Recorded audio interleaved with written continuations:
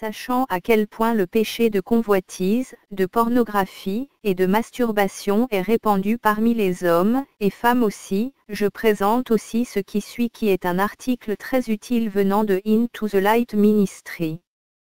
Le titre de l'article est un salmo à 12 lettres, masturbation. Cet article est de la perspective des hommes chrétiens célibataires, cependant les principes sont les mêmes pour les hommes et les femmes, mariés ou pas. C'est un sujet dont personne ne veut parler. Principalement parce que la plupart d'entre nous en sont coupables et continuent à l'être ou en ont été coupables dans le passé. Nous allons traiter 4 choses qui doivent être établies sur ce sujet et nous les traiterons une par une. Question 1. Est-ce que la masturbation est un péché? Par la parole de Dieu, oui, il l'est. Question 2. Combien est-il mauvais? Nous savons qu'il n'y a pas de degré du péché. C'est comme une femme disant que je suis un peu enceinte. Elle leste ou elle ne leste pas. Si elle leste, ce bébé-là va grandir. C'est peut-être un mauvais exemple, mais si vous laissez aller le péché, il grandira, et il donnera naissance à la mort, pas la vie. Question 3. À quel point est-il répandu? Question 4. Comment pouvons-nous arrêter, nous repentir et nous en détourner? Est-ce que la masturbation est un péché et si oui, combien est-il mauvais? Le premier indice devrait être pourquoi Dieu vous convaincra de ça si ce n'était pas du péché. Pourquoi après vous être masturbé sentez-vous coupable et vide? 1 Corinthiens chapitre 6 verset 18, c'est pourquoi fuyez les unions illégitimes. Tous les autres péchés qu'un homme peut commettre n'impliquent pas intégralement son corps, mais celui qui se livre à la débauche pêche contre son propre corps. Bible Semeur. Matthieu chapitre 5 verset 28, Jésus a dit, « Eh bien, moi je vous dis, si un homme jette sur une femme un regard chargé de désir, il a déjà commis, dans son cœur, l'adultère avec elle. » Les gars, je m'en fous de quelle femme ou femme auquel vous pensez lorsque vous vous masturbez, si elles sont mariées ou non ou tout simplement imaginaires. La vérité c'est que vos pensées sont impures et l'acte l'est également. La parole de Dieu nous ordonne de fuir ces pensées et les éviter, pas de les garder et les utiliser. Vous pouvez dire cette belle expression édulcorée, c'est juste self-sex. Dieu dit que vous êtes dans l'adultère et la fornication. C'est le péché. 1 Corinthiens chapitre 6 versets 19 et 20, ou bien encore, ignorez-vous que votre corps est le temple du Saint-Esprit qui vous a été donné par Dieu et qui, maintenant, demeure en vous. Vous ne vous appartenez donc pas à vous-même, car vous avez été acheté à grand prix. Honorez donc Dieu dans votre corps. Matthieu chapitre 12 verset 35, l'homme qui est bon tire de bonnes choses du bon trésor qui est en lui, mais l'homme qui est mauvais tire de mauvaises choses du mauvais trésor qui est en lui. Jacques chapitre 1, verset 13 à 15. Que personne, devant la tentation ne dise, c'est Dieu qui me tente. Car Dieu ne peut pas être tenté par le mal et il ne tente lui-même personne. Lorsque nous sommes tentés, ce sont les mauvais désirs que nous portons en nous qui nous attirent et nous séduisent, puis le mauvais désir conçoit et donne naissance au péché. Et le péché, une fois parvenu à son plein développement, enfante la mort. Cette mauvaise passion de vous masturber est le vôtre et uniquement le vôtre. C'est un mauvais désir dans votre cœur. Si vous êtes né de nouveau et vous étant le temple même de Dieu Tout-Puissant, décidez de l'entraîner par ça. Dans tous vos fantasmes et pensées vous y entraînez Dieu, est-il étonnant qu'il soit attristé? C'est le péché. Le sexe était un don de Dieu pour un couple marié de donner des même l'un à l'autre. La masturbation c'est de l'égoïsme pur et simple. C'est le péché. Vous êtes un homme ayant des rapports sexuels avec vous un homme, qu'est-ce qu'on appelle ça? Je m'en fous d'à quoi vous pensez. Vous, un homme, faites un acte physique avec vous un homme. C'est le péché. Romains chapitre 12 verset 1, Je vous invite donc, frères, à cause de cette immense bonté de Dieu, à lui offrir votre corps comme un sacrifice vivant, saint et qui plaise à Dieu. Ce sera là de votre part un culte spirituel. Lorsque vous vous masturbez, vous ne faites rien de cela, vous faites juste le contraire. C'est le péché. Combien est-il mauvais? C'est un péché grave et il va grandir et engendrer la mort. À quel point est-il répandu? Jésus a dit que les derniers jours seraient comme les jours de Noé et de Sodome. Luc 17, 26-29. Certaines de ces statistiques datent de jusqu'à 12 ans et certaines ont un rapport avec la pornographie. Les hommes, vous savez ce que vous faites lorsque vous regardez du porno. Dans une enquête auprès de 600 hommes chrétiens mariés en 1994, des hommes mariés qui ont répondu, 61% ont dit qu'ils se masturbaient, avec 82% disant qu'ils le faisaient au moins une fois par semaine. 96% des hommes célibataires âgés de moins de 20 ans ont avoué une habitude de masturbation. Seulement 23% ont donné le plaisir comme une raison de le faire. Les autres ont dit par habitude, en raison de leur libido, ils y étaient accros, ou de manque d'un débouché pour les rapports sexuels comme la raison pour laquelle ils se sont impliqués dans la masturbation.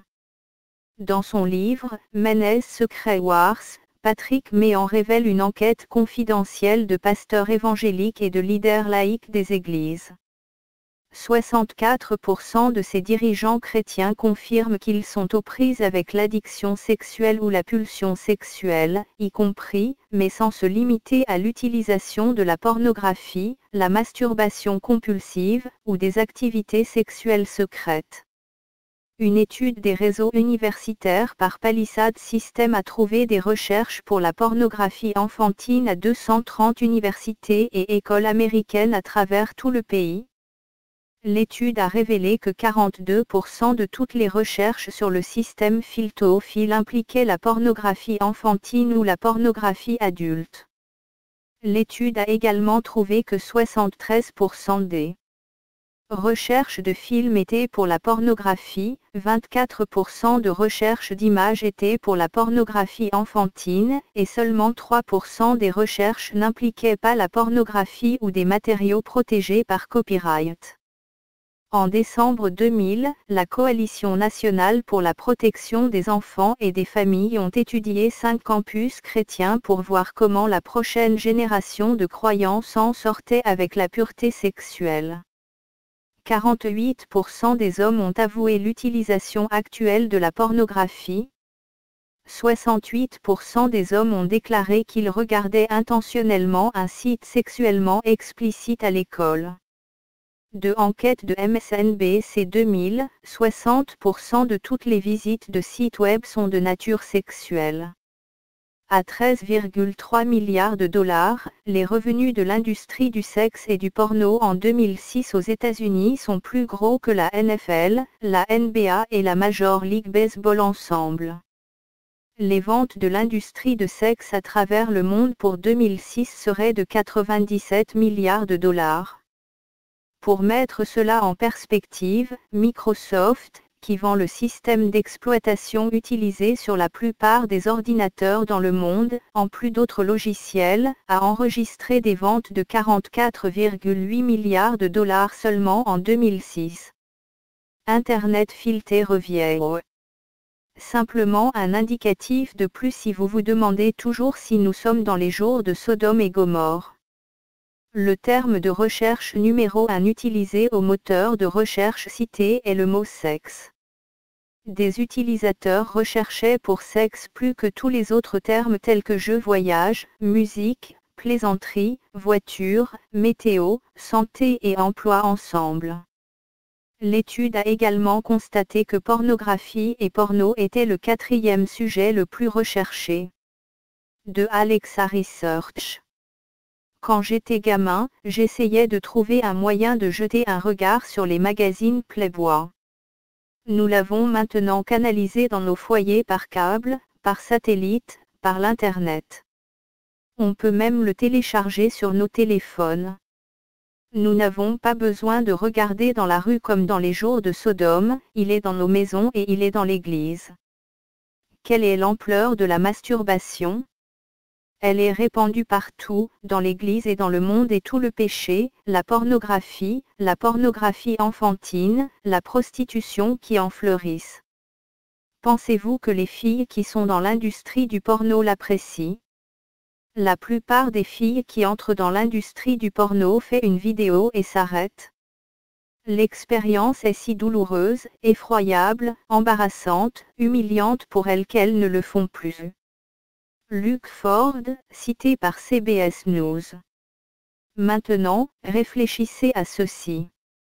Hollywood sort actuellement 11 000 films adultes par an, plus que 20 fois la production de films de cinéma classiques, des films que vous pouvez voir à votre cinéma local. Le magazine La Times, 2002. Dans un film porno moyen, il y a entre 5 et 20 filles, qui est entre 55 000 et 220 000 filles aussi jeunes qu'ils peuvent les avoir à être utilisées de cette façon en une année. Ce ne sont que ceux qui sont légaux, sans compter ceux faits avec des mineurs ou des enfants. $100, c'est seulement pour les États-Unis. Dieu va vous tenir personnellement responsable de votre péché de masturbation si vous ne vous repentez pas. Mais vous êtes tout aussi coupable de péché que ces filles qui se sont faites attirer pour faire un film. Vous êtes tout aussi coupable que les producteurs de ce film qui les a attirés là-dedans. Pourquoi? Vous leur avez donné votre argent pour les acheter. Vous avez contribué à enrichir ces producteurs-là, assez riches pour attirer ces jeunes filles avec l'argent ou une solution rapide, vous leur avez donné de l'argent chaque fois que vous avez loué un film. Étiez-vous tellement dépourvu de sens, et je parle à des hommes chrétiens, étiez-vous tellement dépourvu de sens que vous pensez que Dieu va punir ces producteurs, les envoyer en enfer et vous laisser simplement libre alors que vous l'avez soutenu? Juste parce que vous vouliez vous masturber. Juste pour que vous puissiez obtenir votre égoïste feeling de 2 minutes. La durée moyenne qu'un film de porno est regardé dans une chambre d'hôtel est de 12 minutes. Team.commission 29 mars 2005. 1 Corinthiens chapitre 6 verset 9, ne savez-vous pas que ceux qui pratiquent l'injustice n'auront aucune part au royaume de Dieu?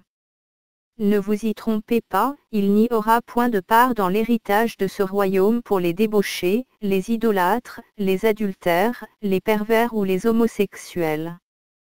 La masturbation et l'impudicité. Jésus a dit que l'impudicité vous emmènera en enfer. Le fruit de ça, c'est qu'il a aidé à construire une industrie de plusieurs milliards de dollars qui a aidé à détruire des millions de vies. Continuez à pratiquer ce péché et tenez-vous devant Jésus avec n'importe quelle excuse que vous souhaitez. La parole de Dieu dit que les impudiques n'y entreront pas mais seront jetés dans l'étang de feu. Comment pouvons-nous arrêter, nous repentir et nous en détourner? Dieu m'a délivré de shit, cocaïne, cristal, acide, et l'alcool. Avec chacun d'eux il y avait une bataille. De tout ça et certains de ces drogues je faisais pendant des décennies. Le péché de la masturbation était la plus grande bataille.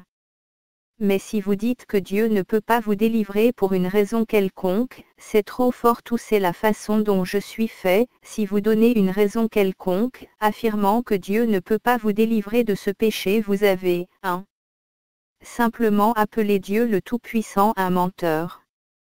2. Simplement donner la preuve que vous ne voulez pas être délivré. 1 Corinthiens chapitre 10 verset 13, les tentations qui vous ont assaillis sont communes à tous les hommes. D'ailleurs, Dieu est fidèle et il ne permettra pas que vous soyez tentés au-delà de vos forces. Au moment de la tentation, il préparera le moyen d'en sortir pour que vous puissiez y résister. Jésus a pris tous nos péchés, en effet le péché du monde entier sur la croix. Il est venu pour nous libérer afin que nous vivions une vie sainte et agréable devant Dieu. Ceux qui sont affranchis par le Fils de Dieu sont vraiment libres. Dieu est fidèle et il est digne de confiance, il ne laissera aucune tentation venir à vous qui est au-delà de votre capacité à résister et à endurer. 1 Thessaloniciens chapitre 4 versets 3 et 4, ce que Dieu veut c'est que vous meniez une vie sainte, que vous vous absteniez de toute immoralité, que chacun de vous sache gagner une parfaite maîtrise de son corps pour vivre dans la sainteté et l'honneur. C'est la volonté de Dieu que vous viviez une vie sans péché sexuel. Une vie de pureté et de sainteté en pensée et en acte. Il n'exigerait ceci de vous s'il savait que vous ne pourrez pas le faire. Il ne vous appelle pas à construire une maison sans vous donner les outils, les compétences et le matériel pour le faire. Il vous reste à faire le travail et il peut être un travail dur.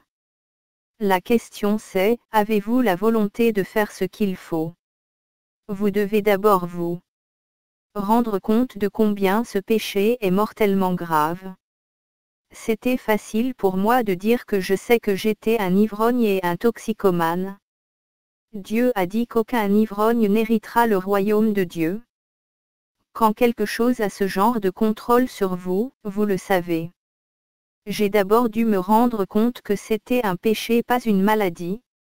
Cela signifierait que j'étais en danger d'aller en enfer parce que j'étais malade. Je n'ai pas attrapé l'ivresse comme j'attraperais la grippe. C'était à cause de mes actions et manque d'action, les choix que j'ai faits qui m'ont amené à dépendre de l'alcool et de la drogue pour faire face à ma vie et à moi-même. C'est la même chose avec la masturbation. Oui, Dieu vous a donné une libido. Oui, Dieu a fait les femmes jolies. Oui, Dieu a donné à la plupart des hommes le désir d'avoir cet unique partenaire pour en être intime dans tous les domaines de la vie et non pas seulement sexuellement. C'est pourquoi Dieu nous a donné le mariage. Paul a écrit qu'il souhaitait que tous les hommes soient comme lui-même seuls ou célibataires.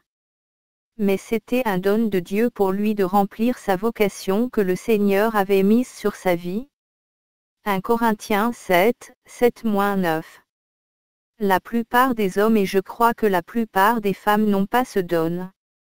En même temps, Dieu dit clairement que nous ne devons pas marcher dans n'importe quel péché sexuel. Le sexe est un don qui ne doit pas être ouvert jusqu'à ce que vous soyez mariés. Le sexe est un cadeau qu'il a donné pour bénir un mari et une femme, pas nous les célibataires. Oui, Dieu m'a donné un désir sexuel et je remercie Dieu qu'il l'a fait, mais ce n'est pas mon maître, Jésus l'est. Voici une partie de la clé, est-ce que Jésus est votre Seigneur? Êtes-vous assujetti à sa volonté et non à la vôtre? Quand je suis allé à Dieu pour rechercher la délivrance de l'alcool, elle n'est jamais arrivée. Je ne pouvais pas comprendre pourquoi. J'ai supplié Dieu, mais l'alcool était mon maître. Je cherchais Christ pour sortir un problème de ma vie. Je n'ai pas donné ma vie pour obtenir la vie du Christ. C'est moi qui vivais, pas le Christ Jésus qui vivait en moi. Quand j'ai finalement réalisé que se masturber était tout aussi